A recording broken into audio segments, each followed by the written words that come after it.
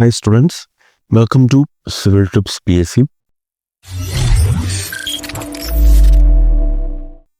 ഇപ്പോൾ വീണ്ടും ഈ ഒരു 2025 അവസാനിക്കുന്നതിന് മുന്നേ തന്നെ വീണ്ടും കേരള PSC പുതിയ നോട്ടിഫിക്കേഷൻസ് പബ്ലിഷ് ചെയ്തിരിക്കുകയാണ്. അതിനെപ്പറ്റിയുള്ളതാണ് ഇന്നത്തെ ഈ ഒരു വീഡിയോ.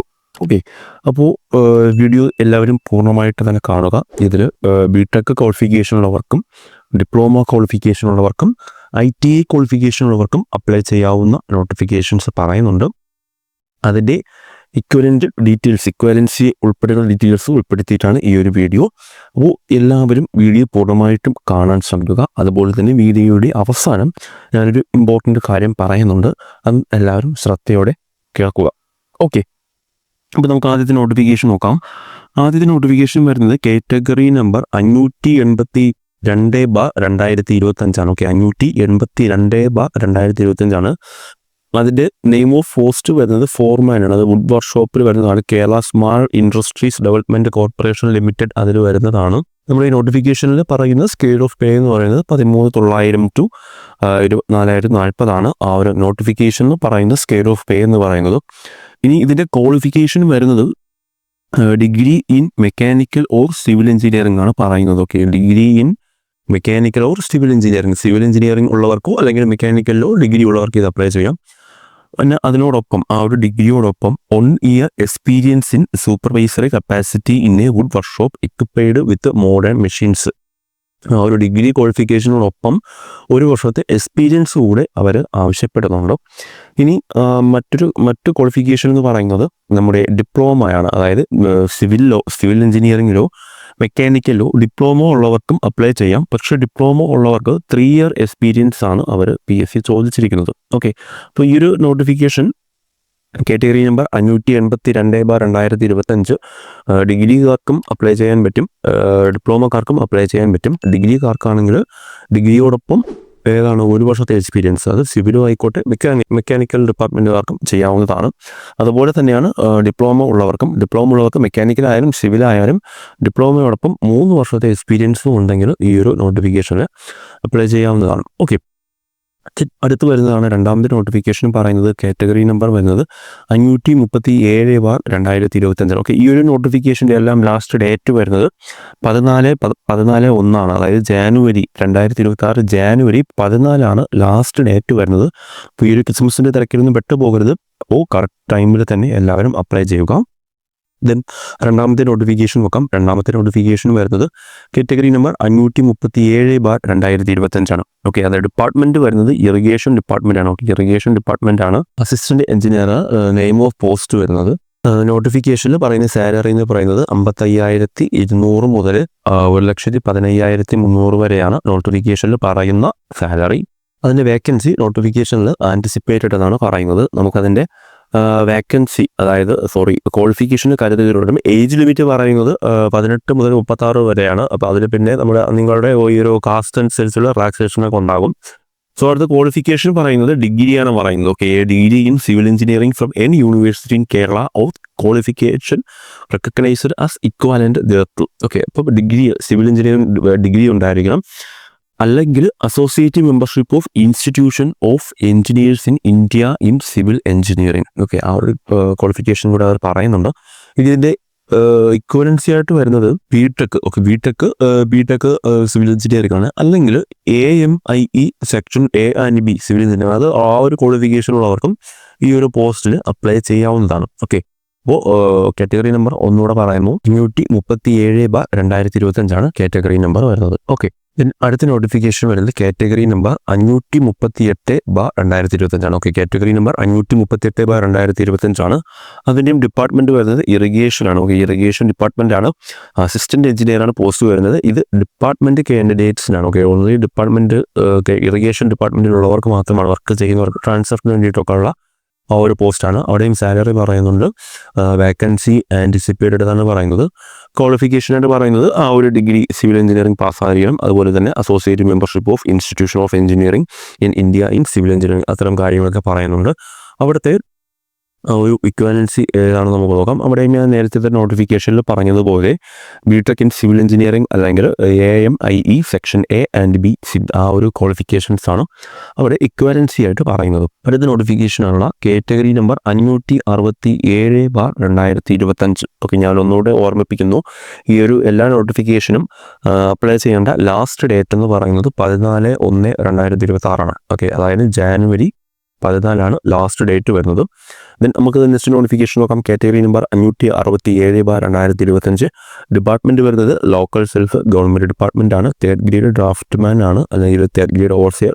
സാലറി പറയുന്നത് 26,500 to 60,700 രൂപയാണ്. ഡിസ്ട്രിക്ട് വൈസ് വേക്കൻസിയാണ്, ആൻറ്റിസിപ്പേറ്റഡ് വേക്കൻസിയാണ് നോട്ടിഫിക്കേഷനിൽ പറയുന്നത്. ദെൻ അതിൻ്റെ ക്വാളിഫിക്കേഷൻ നോക്കിക്കഴിഞ്ഞാൽ SSLC or equivalent. Okay, SSLC or equivalent ഉണ്ടായിരിക്കണം. അതുപോലെ തന്നെ അതിനോടൊപ്പം must poses any one of the following, താഴെ പറയുന്നതിൽ ഏതെങ്കിലും ഒന്ന്, അതായത് കേരള ഗവൺമെൻറ് സർട്ടിഫിക്കറ്റ് എക്സാമിനേഷൻ, അതായത് KGCE ITIയിൽ KGCE എന്നൊരു പറയുന്ന കോഴ്സുണ്ട്. അത് പാസ്സായവർക്ക് SSLC ഉണ്ടെങ്കിൽ നിങ്ങൾക്ക് ഈ ഒരു അപ്ലൈ ചെയ്യാം, ഈ ഒരു നോട്ടിഫിക്കേഷൻ അപ്ലൈ ചെയ്യാം. അല്ലെങ്കിൽ ഡിപ്ലോമ ഉണ്ടായിരിക്കണം, അതായത് diploma in draftsmans, diploma in civil engineering ഉള്ളവർക്കും SSLC ഉണ്ടെങ്കിൽ നിങ്ങൾക്ക് ഈ ഒരു നോട്ടിഫിക്കേഷൻ അപ്ലൈ ചെയ്യാം. Then diploma in 2 year in civil engineering women's polytechnic അതുള്ളവർക്കും SSLC കൂടെ ഉണ്ടെങ്കിൽ നിങ്ങൾക്കും ഈ ഒരു നോട്ടിഫിക്കേഷൻ അപ്ലൈ ചെയ്യാം. അപ്പോൾ ഈ ഒരു നോട്ടിഫിക്കേഷൻ എന്ന് പറയുന്നത്, അതായത് കാറ്റഗറി നമ്പർ 567/2025 എന്ന നോട്ടിഫിക്കേഷൻ ITIക്കാർക്കും അപ്ലൈ ചെയ്യാം, ഡിപ്ലോമ ഉള്ളവർക്കും അപ്ലൈ ചെയ്യാം. ഓക്കെ, അപ്പോൾ ഈ ഒരു തേർഡ് ഗ്രേഡ് ഡ്രാഫ്റ്റ്മാൻ അല്ലെങ്കിൽ തേർഡ് ഗ്രേഡ് ഓവർസിയർ എന്ന് പറയുന്നത് ITIക്കാർക്ക് കൂടുതൽ ഫോക്കസ് ചെയ്യുന്നതാണ്. അതുപോലെ തന്നെ LSD ഡിപ്പാർട്ട്മെൻറ്റാണ്. അപ്പോൾ എല്ലാവരും ITI മാത്രം ഉള്ള ITI ക്വാളിഫിക്കേഷൻ മാത്രമുള്ള സ്റ്റുഡൻസിനും അതൊരു ബെറ്റർ ഓപ്ഷനാണ്. സോ നിങ്ങളെല്ലാവരും ആ ഒരു നോട്ടിഫിക്കേഷൻ കറക്റ്റ് ടൈമിൽ അപ്ലൈ ചെയ്യുക. അതിനോടൊപ്പം നല്ല രീതിയിൽ തന്നെ പ്രിപ്പയർ ചെയ്യുകയും തുടങ്ങുക. അതിൻ്റെ ആ ഒരു ഇക്വാലൻസിൽ പറയുന്നത് KGCE. ഓക്കെ, KGCE എന്ന് പറഞ്ഞാൽ BHSC civil construction and maintenance അത് വരും.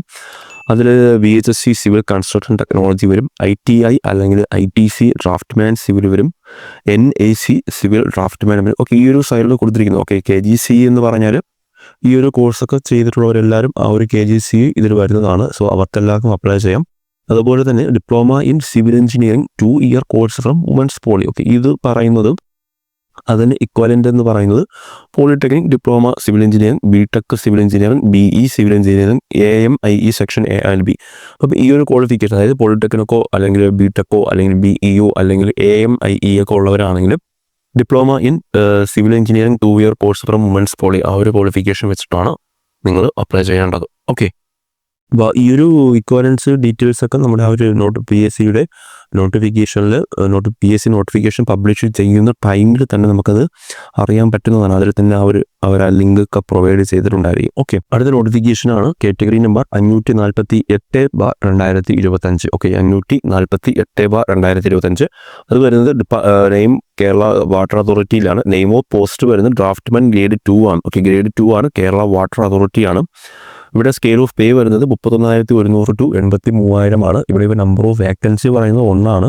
പക്ഷേ ഇത് നമ്മുടെ ലിസ്റ്റൊക്കെ വരുമ്പോൾ, അതായത് ലിസ്റ്റ് വരുമ്പോഴത്തേക്കും വേക്കൻസി കൂടാനുള്ള സാധ്യതയൊക്കെ ഉണ്ട്. സോ ഒരു വേക്കൻസി എന്ന് പറഞ്ഞിട്ട് ആരും അപ്ലൈ ചെയ്യാതിരിക്കുകയോ പ്രിപ്പയർ ചെയ്യാതിരിക്കുകയോ ചെയ്യരുത്. എല്ലാവരും ഈ ഒരു നോട്ടിഫിക്കേഷനും അപ്ലൈ ചെയ്യണം. ക്വാളിഫിക്കേഷൻ ഉള്ളവരാണെങ്കിൽ ഈ ഒരു നോട്ടിഫിക്കേഷൻ അപ്ലൈ ചെയ്യണം.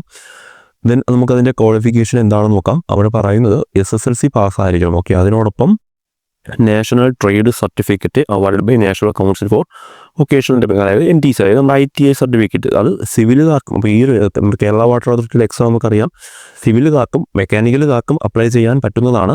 സോ ഈ ഒരു നോട്ടിഫിക്കേഷൻ, അതായത് category number 548/2025 draughtsman grade 2 Kerala water authority, അത് സിവിൽ ഉള്ളവർക്കും അപ്ലൈ ചെയ്യാം, അതുപോലെ തന്നെ മെക്കാനിക്കൽ ഉള്ളവർക്കും അപ്ലൈ ചെയ്യാം.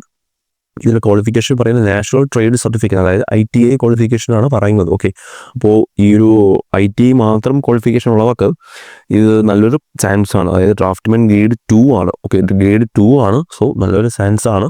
അപ്പോൾ അതിൻ്റെ ക്വാളിഫിക്കേഷന് ആ ഒരു ITI സർട്ടിഫിക്കറ്റ് ഉള്ളവർക്ക് സിവിലോ മെക്കാനിക്കലോ അതുപോലെ തന്നെ അതോടൊപ്പം SSLC ഉണ്ടെങ്കിൽ നിങ്ങൾക്കത് അപ്ലൈ ചെയ്യാം.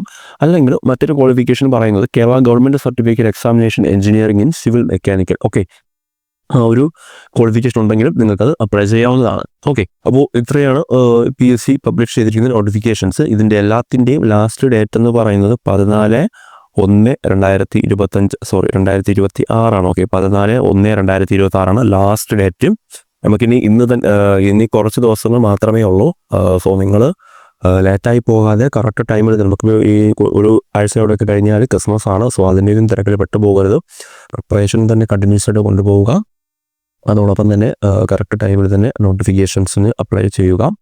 ഇനി ഞാൻ പറഞ്ഞ മറ്റൊരു ഇമ്പോർട്ടൻ്റ് കാര്യമെന്ന് പറയുന്നത് ഈ ഒരു റീസെൻ്റായിട്ട് നടന്ന എക്സാമുകളുടെ ക്വസ്റ്റ്യൻ പേപ്പറുകൾ നിങ്ങൾക്ക് അനലൈസ് ചെയ്ത് കഴിഞ്ഞാൽ നിങ്ങൾക്ക് തന്നെ സ്വയം അനലൈസ് ചെയ്ത് കഴിഞ്ഞാൽ മനസ്സിലാവുന്ന കാര്യങ്ങളേ ഉള്ളൂ. ക്വസ്റ്റ്യൻ്റെ പാറ്റേൺസും അതിൻ്റെ ആ ഒരു സ്റ്റാൻഡേർഡ്, അതായത് ക്വസ്റ്റ്യൻ്റെ സ്റ്റാൻഡേർഡൊക്കെ കുറച്ച് മാറിയിട്ടുണ്ട്. അതുപോലെ ചില എക്സാമുകളിൽ നമ്മൾ ഒട്ടും പ്രതീക്ഷിക്കാതെ സ്റ്റേറ്റ്മെൻറ്റ് ടൈപ്പ് ക്വസ്റ്റ്യൻസ് അധികമായി വന്നിട്ടുണ്ട്.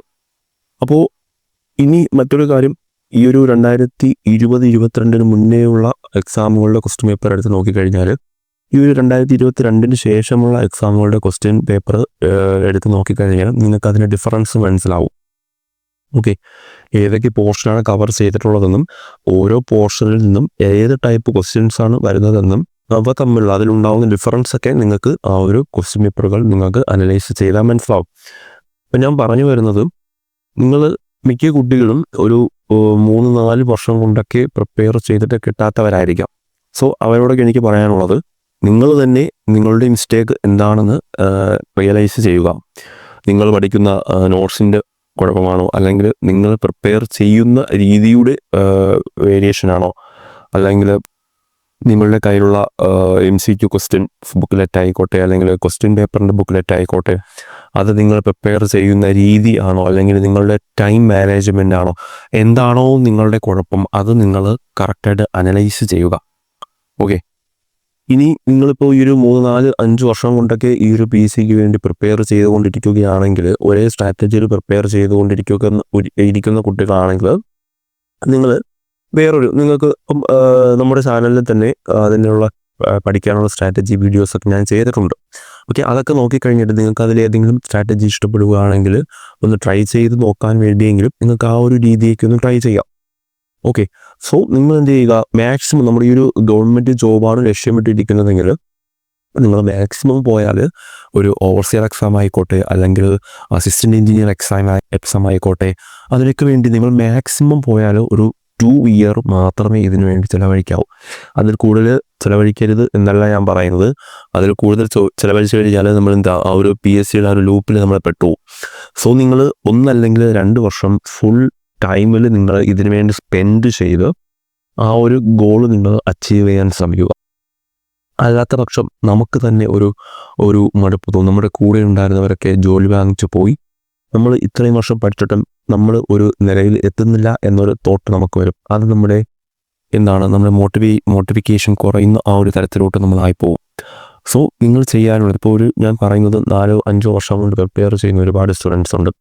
അവരൊക്കെ ആണെങ്കിൽ ഞാൻ ഈ പറഞ്ഞ പോലെ നിങ്ങളുടെ പ്രശ്നം നിങ്ങൾ പ്രിപ്പയർ ചെയ്യുന്ന രീതിയാണോ, അല്ലെങ്കിൽ നിങ്ങൾ പഠിക്കുന്ന ടൈം അറേഞ്ച്മെൻറ്റിൻ്റെ ഇഷ്യൂ ആണോ, അല്ലെങ്കിൽ നിങ്ങളുടെ കയ്യിലുള്ള നോട്ട്സ് അപ്ഡേറ്റ് ചെയ്യാത്തതിൻ്റെ ഇഷ്യൂ ആണോ, കറക്റ്റ് പ്രോപ്പറായൊരു മെൻറ്ററിങ് കിട്ടാത്തതിൻ്റെ കുഴപ്പമാണോ, അത് എന്താണെന്ന് നിങ്ങൾ തന്നെ അനലൈസ് ചെയ്ത് അതിനുള്ള സൊല്യൂഷൻ നിങ്ങൾ സ്വന്തമായിട്ട് തന്നെ മനസ്സിലാക്കിയെടുക്കുക.